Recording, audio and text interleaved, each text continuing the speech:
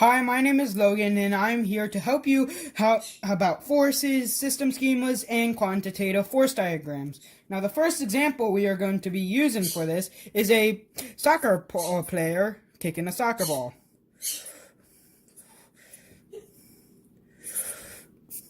As you can see, the soccer ball player is about to hit the soccer ball, but not hitting it entirely. And the system is going to be the soccer ball. So we write this and write soccer ball. Well, we also have to write entire Earth because the entire Earth will act on everything, or EE for short. Now we draw an arrow right here that explains FG, which stands for gravitational force, and we need to write the soccer player as well.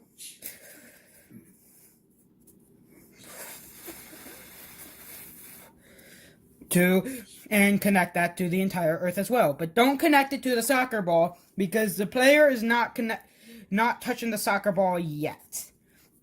And we have to draw one more special one, which is ground for neutral force, normal force, which is the force that always opposes the gravitational force. Now the ground acts on everything that's touching it and gives it normal force, except for the entire Earth, which also does a gravitational force on it.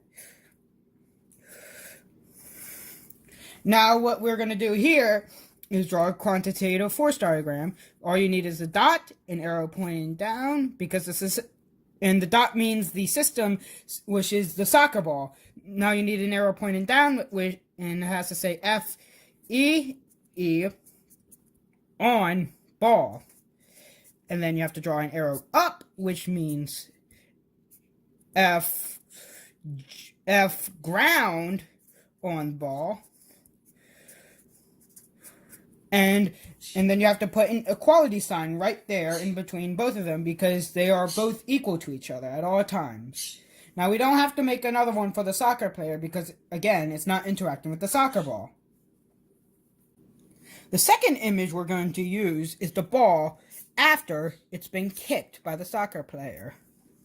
Well, the system schema for this would be different in a way because there's no more soccer players, so we have to remove one of the circles. We need ball, entire Earth again,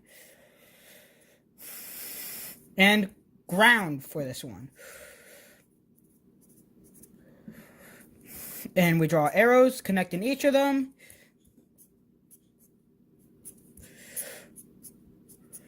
Give them their respective forces, FG, FG, and FN.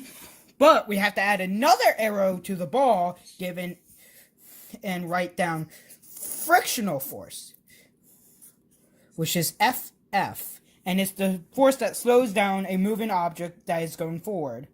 Well, the quantitative map would look like this.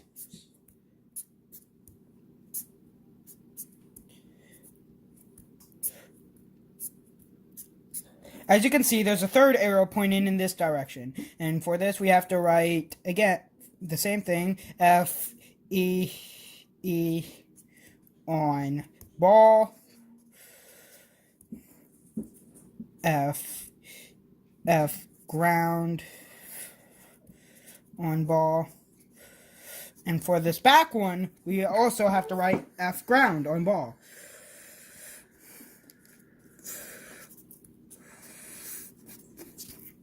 Now we have to write the equality symbols as well. And since the ball is moving forward by itself, we don't have to write an arrow pushing it forward.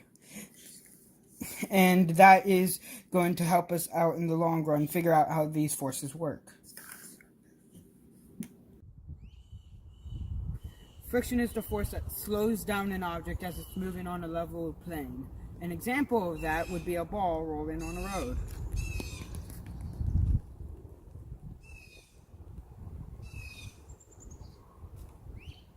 Now, if the road was smoother and it didn't have that bump in the road, then it would have gone farther. But if the road was rougher and had a bigger bump in the road there, it would have had a shorter distance. The third example we are going to be using is a skydiver who's just released their parachute.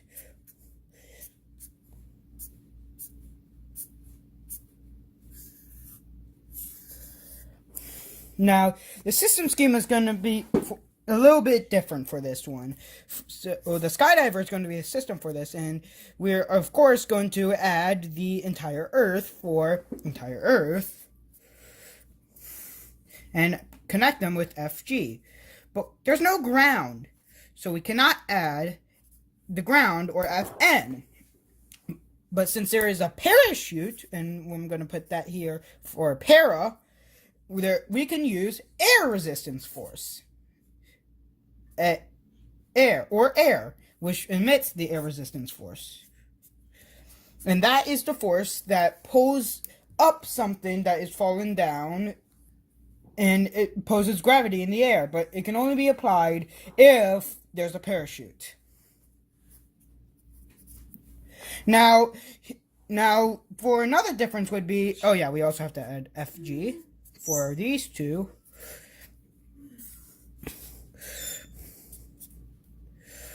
Now we have to add 4 more things: string 1, string 2, string 3, and string 4, since there are 4 strings attached to this person. And I'm going to initialize them with S1, S2, S3, and S4. Now these release a different kind of force called tension force, which is a force that a rope emits. It can be pulled, but it can't be pushed. And we have to connect these to the parachute and the skydiver, and also the entire Earth for gravitational force.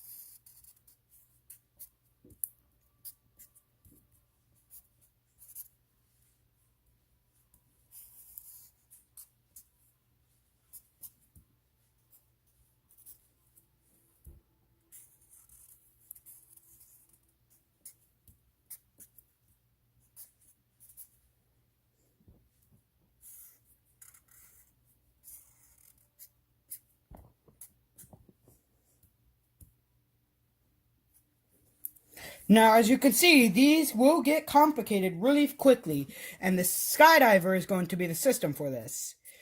So this is how the quantitative force diagram would be. So you draw this, you draw 1 arrow for downwards for gravitational force, but we cannot draw air resistance force because the parachute isn't exactly connected to the human. It's connected to the strings, which are connected to the humans. So we have to make 4 more arrows for this. 2, 3, 4, which means the 4 different arrows. And we write here F, E, E on skydiver. F string on skydiver. And I'm just going to draw arrows that point them all to each one.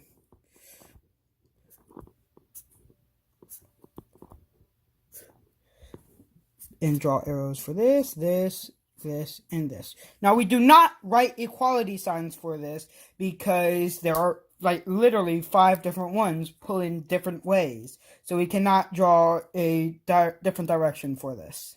But if there was no air resistance in the air, that means the parachute wouldn't work and the skydiver would go splat.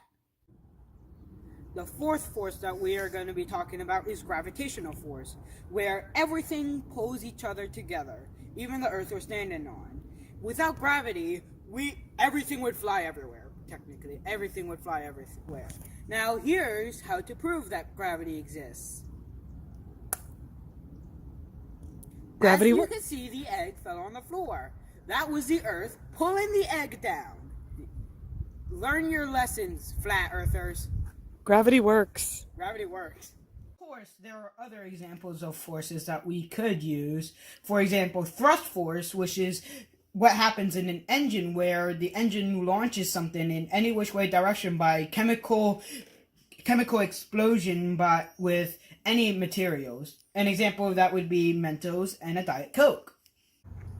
Another example of a force would be combustion force, which is a chemical reaction that causes an explosion to launch an object in any which way direction. An example of this would be oil and fire for a car, and Mentos and a soda can.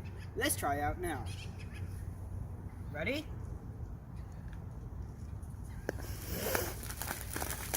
That did not take long at all.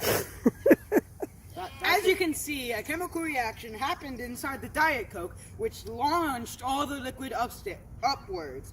That is thrust force. And another example would be spring force, which has resistance when pulling and pushing. It's very similar to tension force, but you can't push in with tension force. An example of this would be a car suspension system, which keeps the car not too low down and not too high up when it hits potholes or bumps. Another example of a force would be spring force, which is a force that repels from pulling out and pushing in at the same time. An example of spring force would be a spring on a car tire. As you can see, the spring can keep it just high enough and just low enough so that the car cannot hit anything if it hits any potholes or bumps. That is all I have on forces.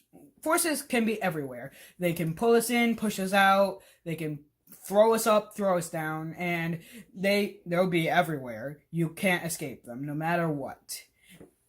And that is pretty much it for my video. Thank you for watching.